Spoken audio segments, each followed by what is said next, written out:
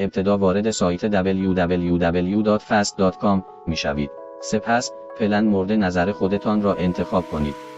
اگر قبلا در سایت فست VPN ثبت نام کرده اید از بخش ورود، ایمیل و پسورد خود را وارد کنید.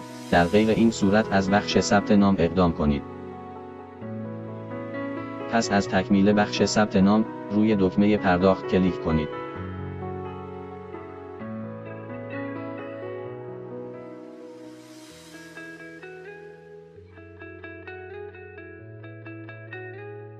جهت خرید و انتقال ارز دیجیتال به صرافی PM Exchange مراجعه کنید. جهت ورود به صرافی، شماره موبایل خود را وارد کنید.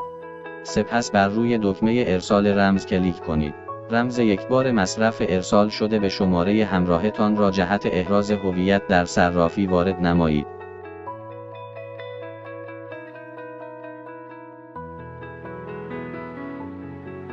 در درگاه ارز دیجیتال، یک ارز را جهت پرداخت انتخاب کنید. ما در این آموزش ارز TRX یا همان تران را انتخاب می کنیم.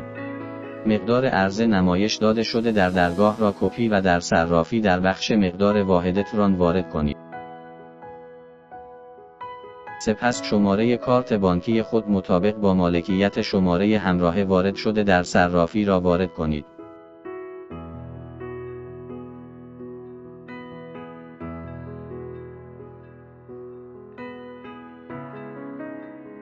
بر روی کاپی والیت ادرس بزنید و در بخش آدرس در صرافی پیست کنید.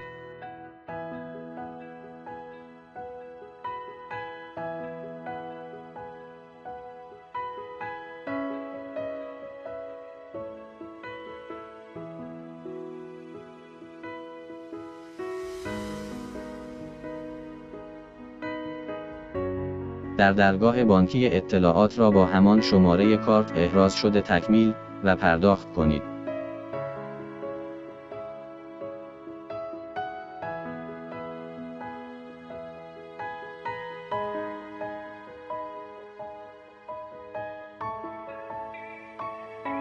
پس از تکمیل خرید و انتقال ارز دیجیتال، منتظر میمانید تا درگاه پرداخت شما را تأیید کند.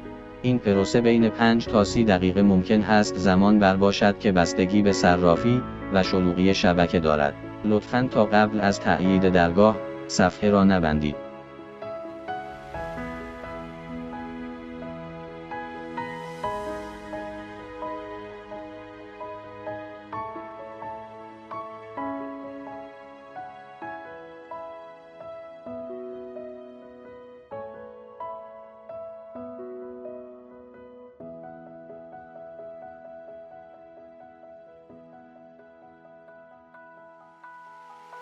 پرداخت کامل و تأیید شد. بر روی دکمه تود سایت کلیک کنید. سرویس VPN شما فعال شد.